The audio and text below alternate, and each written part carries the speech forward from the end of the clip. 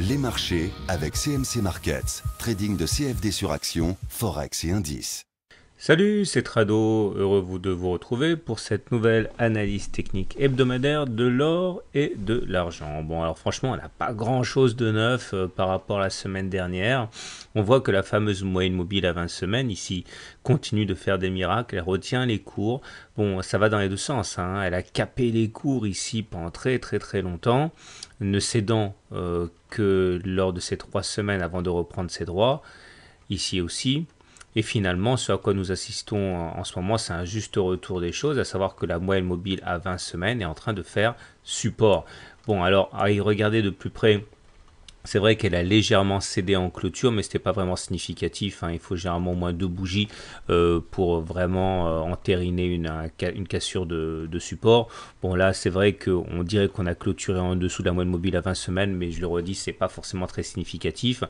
D'autant que la moyenne mobile à 20 semaines commence à adopter une pente positive, ce qui montre que la tendance de fond s'améliore. Je vous rappellerai également, parce que ça a son importance, que nous sommes toujours en train d'évoluer à l'intérieur de ce biseau orange, c'est-à-dire deux obliques qui convergent et qui descendent, et au risque de me répéter, les biseaux descendants se cassent statistiquement par le haut. Donc on peut être relativement serein, même si à court terme ça risque de secouer un petit peu, lorsque l'on regarde le momentum en particulier, puisque ce momentum vient de basculer négatif. La dernière fois qu'il a basculé négatif, c'était là, et regardez ce à quoi on a été confronté. Donc c'est pas non plus un signe à prendre à la légère. On risque de solliciter encore la moyenne mobile à 20 semaines, et heureusement pour l'instant elle a l'air de tenir. J'aimerais terminer la liste de l'or avec maintenant une analyse Ishimoku.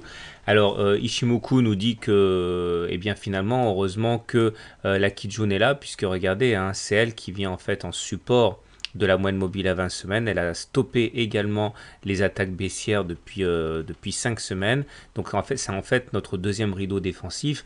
La Tenkan a déjà lâché, hein, depuis maintenant 6 ou 7 semaines. C'était la première sentinelle qui se soit levée pour avertir de la baisse. Mais pour l'instant, donc je l'ai dit, la Kijun tient.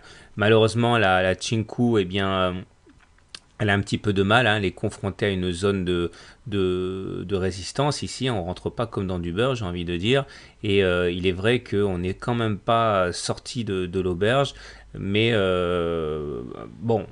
même si la tendance de fond reste difficile, on peut espérer à court terme au moins un rebond, en espérant que celui-ci perdure et permette d'inverser la tendance. Place maintenant à l'analyse de l'argent. Eh bien, pour l'argent, c'est la même chose, en pire, j'ai envie de dire. Là, nous n'avons pas réussi du tout à nous maintenir au-dessus de la moyenne mobile à 20 semaines, qui au contraire est au-dessus des cours, donc lui imprime une tendance assez baissière. Surtout que cela fait maintenant un moment qu'on est en dessous, et l'orientation de cette moyenne mobile à 20 semaines est clairement à la décroissance. Donc ça, c'est pas très bon. Heureusement, nous sommes sur une zone de support très importante. Ici, vous voyez comme toutes les attaques et les excursions en dehors de cette zone de support sont systématiquement rachetées, hein. Il y a des intérêts acheteurs dès qu'on descend trop bas, c'est assez visible sur cette zone de support. Donc là, c'est une configuration où la dynamique est baissière, mais les supports sont au rendez-vous.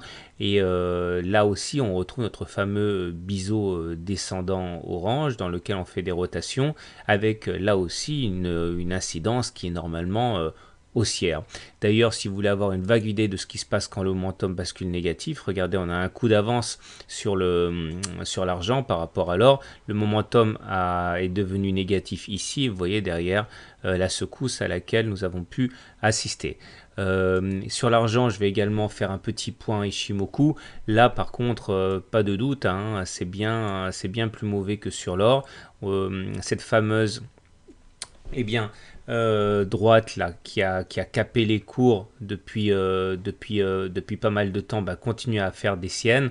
On se retrouve quand même à une distance assez importante, hein, de cette Kijun, et on ne peut pas envisager d'inverser la tendance, hein, tant qu'on n'aura pas repassé la Kijun à la hausse. Et là pareil, hein, la Tenkan est au-dessus des cours, elle aussi montre qu'on est plutôt mal orienté. Il faudrait que cette première sentinelle cède pour qu'éventuellement on aille solliciter après la Tenkan la Kijun et éventuellement ensuite espérer voir du meilleur. Donc pas de doute pour l'instant, hein, la tendance si on l'analyse au travers de Ishimoku est mauvaise, mais là je l'ai dit, hein, on a une zone de support quand même qui fait des miracles, il faut espérer qu'elle tienne parce que si elle lâche, eh bien ça serait directement retour sur le bas du biseau descendant vers les 400. Enfin, voilà, je vous souhaite une bonne semaine, de bons trades et à la semaine prochaine pour une analyse technique hebdomadaire.